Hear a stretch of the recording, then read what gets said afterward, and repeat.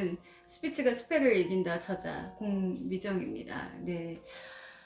제가 이제 그 일반인들이 잘 모르는 그 방송국의 그런 상황에 대해서 어제 얘기를 드렸어요. 네. 궁금해 하시는 분들이 많으니까.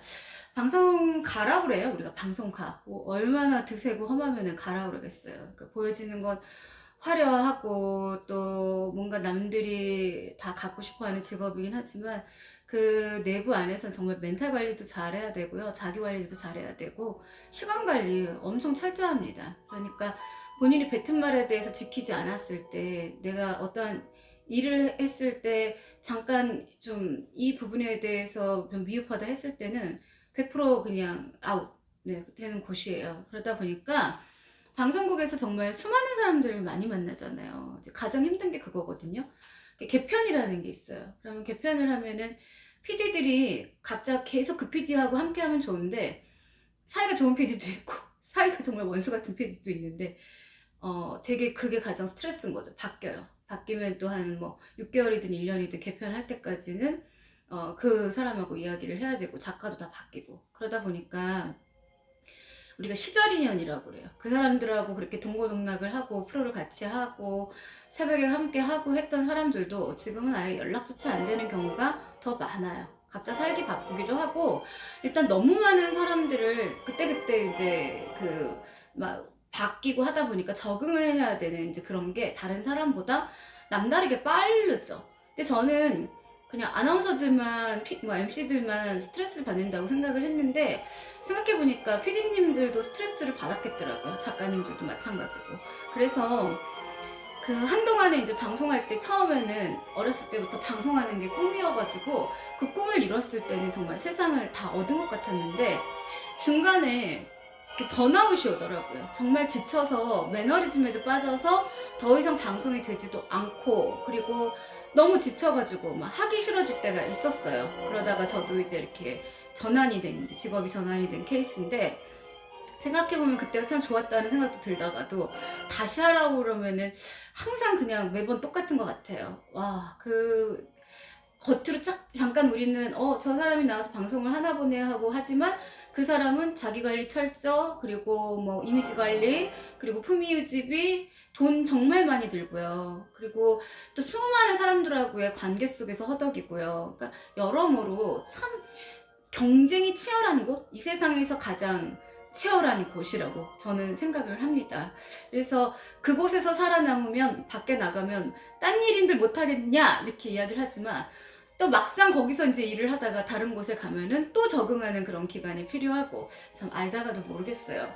그 요즘에 어떻게 보면 이제 드라마나 뭐 아니면 이제 영화 같은 데 보면 다 직업이 그렇게 PD가 흔하고 아나운서가 흔한가요? 그럴 수는 없거든요, 사실은. 네. 왜냐면 PD라는 직업도 한정적이고 그리고 예를 들어서 요즘 모르죠. 이제 유튜브 하는 분들도 유튜브 PD라고 하니까.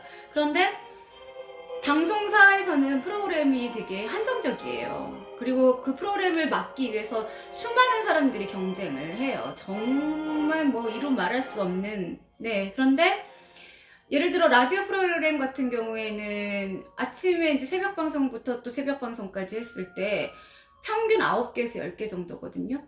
그러면 10명의 MC인 거잖아요, 사실은. 아니면 WMC도 중간에 있지만. 그렇기 때문에 그 기회를 못 받은 친구들이 예를 들어서 나는 말을 하러, 아나운서를 하러 왔는데 사무적인 일만 하고 나는 전혀 프로그램에는 근처도 못 가고 기회가 주어지지 않았을 때 그 절망감 그래서 또 퇴사하는 후배들도 굉장히 많이 봤어요. 그래서 되게 말이 많아요. 왜냐면 서로 어쨌든 다 그냥 잘 지내는 것처럼 보이지만 밟아야 되는 그런 관계이기 때문에 그러니까 내가 이 사람한테 빼앗기면 내 직업을 잃어버리는 그런 케이스가 되기 때문에 엄청나게 치열합니다. 네. 그래서 안타까운 게 동료애가 없어요. 선배님 뭐 후배님 이렇게 말은 해도요. 사실상 같이 모여가지고 무슨 속 얘기를 한다거나 아니면 힘든 점을 이야기한다. 그럼 뭐 바로 다 소문 돌고요. 예, 그리고 문제는 그게 내 약점이 될 수도 있기 때문에 정말 혼자서 잘 관리를 하는 사람이 거기서도 살아남아요. 제가 제일 가장 힘들었던 건 예전에는 가끔 가다가 지역 출장을 가야 될 일들이 있었어요. 그러면은 우리가 방송사에 ENG 카메라가 있거든요. 근데 제가 이제 먹는 걸 좋아하진 않지만 워낙 찌는 체질이라 그랬잖아요. 제일 힘들었던 게 다이어트였었어요. 그러니까 평생 그때 무렵에 44 사이즈 같은 거 입었었는데 평생을 먹어야 되는데 먹어야 사람이 사는데 되게 막 다이어트 약도 종류별로 다 먹고 뭐 병원 가서 주사도 많이 맞아봤고 별거 다 해봤거든요. 그러다 보니까 이게 이제 기초 대사량은 뚝 떨어져 버리고 그리고 일단 말라야 이제 카메라에도 예쁘게 나오니까 진짜 이 직업을 하는 동안에는 정말 모든 것들이 제약사항이 너무 많았던 거죠. 그래서 지방에를 가잖아요. 그러면 ENG 카메라 감독님들이 한 6, 7명이 봉고차에 같이 타고요. 이제 MC가 가고 이제 작가가 따라가는데 잠자리 불편하죠. 그리고 카메라 감독님들 되게 또 약간 그 기세거든요. 어려운 거죠. 그래서 예를 들어서 옛날엔 필름을 버리면 NG가 나면은 막 죄송합니다 이게 배었어요 입에. 그래서 어느 날 사회에 나왔는데 저 되게 죄송하다는 말 안 하게 생겼잖아요. 미안하다는 소리를 그냥 달고 사는 거예요. 그때 그 기억이 있어서. 그래서 그때 막 그 대본도 외워야 되고 또 잘 못하면은 버벅거리면은 막 그 짜증을 막 앞에서 내는 게 보이니까 막 이래요. 말투가. 그리고 뭐 좋은 분들도 물론 있는데 그게 이제 어쨌든 시간을 다투는 이제 직업이고 그분들 입장에서도 웬만하면은 능수능란한 MC가 왔으면 좋겠지 약간 초짜가 와가지고 뭐 연습하는 무대가 되는 거를 원치 않는 거예요. 그러니까 프로만이 살아남을 수 있는 그런 곳이죠. 그래서 중간에 이제 방송 생활을 오래 한 사람들 같은 경우에는요 되게 우울증도 많이 앓고요. 번아웃 같은 경우도 많이 오고 공황장애도 많이 오고 그래서 겉으로 보기에는 되게 밝아 보였는데 불구하고 일 자체를 몇 년씩 아니면 아예 안 한다고 선언을 하고 쉬는 사람들도 많아요. 아주 그냥 진력이 난 거죠. 지쳐버린 거죠. 그래서 제가 이제 그 방송인의 모임을 가서 내가 존경하는 PD님들도 계시고 뭐 이제 원로분들도 계신데 되게 그렇게 다들 하나하나 같이 인자하세요. 사람들이 너무 좋아요. 좋은데 그런 이야기를 웃으면서 하세요. 술 한잔 드시면서.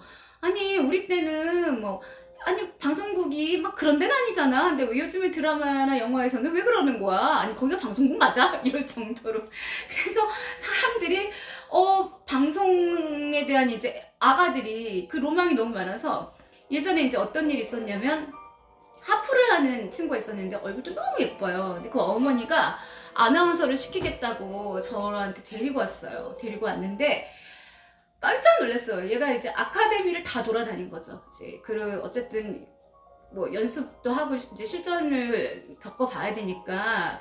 그런데 목소리가 쇠소리가 나요. 안녕하세요. 안 고쳐져요. 절대 타고난 거라. 근데 엄마는 왜 우리나라의 방송국이 도대체 한 300개는 된다던데 왜 그 자리 하나도 얘가 가지를 못하느냐, 내가 신으로 보인다고 그렇게 얘기를 하더라고요. 그래서 이걸 말해줘야 되나 말해야 되나, 얘는 도저히 안 되겠어요 하는데 학교도 뭐 엄청난 명문대였었어요. 근데 불구하고 보여지는 직업이 얼굴이 이쁘다는 거 하나로 너무 하고 싶었던 거죠. 근데 솔직히 말하면 그 실력은 기본적으로 타고나야 되고 그리고 기본적으로 자기의 삶에 운이 있어야 된다고, 방송은 저는 그렇게 생각합니다. 뭐 좋아한다고 이 세상의 모든 직업을 다 가질 수는 없잖아요. 그래서 이제 예전에 방송국에 그런 친구들이 들어오면 아카데미에서 많이 해봤대요. 뭐 카메라 테스트도 해보고 뭐 원고도 많이 리딩해보고 스터디도 했었고 읽어봤는데 막상 큐 들어가면요 거의 얼음이에요. 그런 애들 되게 많아요. 그래서 바로 투입을 못해요. 불안하니까, 사고가 나니까. 충분하게 훈련을 시키고 연습을 시키는데 이 표준어 자체의 개념도 없는 친구들도 되게 많아요. 근데 사람들은 방송을 할 때 그냥 뉴스 원고를 보고 읽고 뭐 작가가 대본 써주는 거 아니야? 그렇지만 절대 그렇지 않거든요. 그러니까 구성은 해줄 수 있어도 순발력도 필요하고요. 일단 발성하고 발음이 일반 사람들하고는 달라요. 그래서 전달하는 그 전달력이 굉장히 정확해야 되고 또 높아야 돼요. 아니 오늘따라 유난히 지금 제가 휴대전화로 지금 찍고 있잖아요. 왜 갑자기 지금 휴일이어서 그런지 뭐 문자, 뭐 지인 전화 이렇게 막 와서 중간중간에 계속 자꾸 이렇게 끊기는 상황이 지금 생기고 있네요. 네, 참.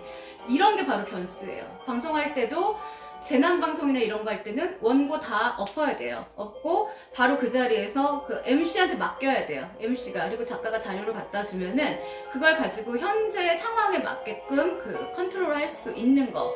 그래서 이런 친구들이 이제 많다 보니까 저희가 아카데미에서 도대체 뭘 배워서 온 거야? 이럴 정도로. 그리고 내가 그냥 뭐 얼굴만 예쁘고 화면이 잘 받고 몸매가 날씬하다고 해서 아나운서가 되는 건 아닙니다. 네. 그래서 항상 보면요.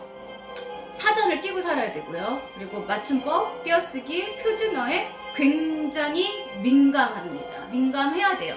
남한테 정보를 전달해야 되기 때문에 정확한 정보와 지식을 전달을 해야 되고요. 그러다 보니까 자연스럽게 거기에 있는 스태프들은요, 깐깐하고 예민하고 그렇게 될 수가 있는 거예요. 그리고 유난히 귀가 잘 발달돼서 소리에 되게 민감하거든요. 이 방송국 마이크가 되게 이제 그 민감도가 높아요. 그러다 보니까 헤드폰 쓰고 매일 이제 목소리를 듣다 보니까 되게 그 소리에 대해 스트레스를 많이 받는 그런 후배들도 봤었어요. 그래서 말을 해도 진짜 무궁무진하거든요. 이 방송국에서 일어나는 일들은.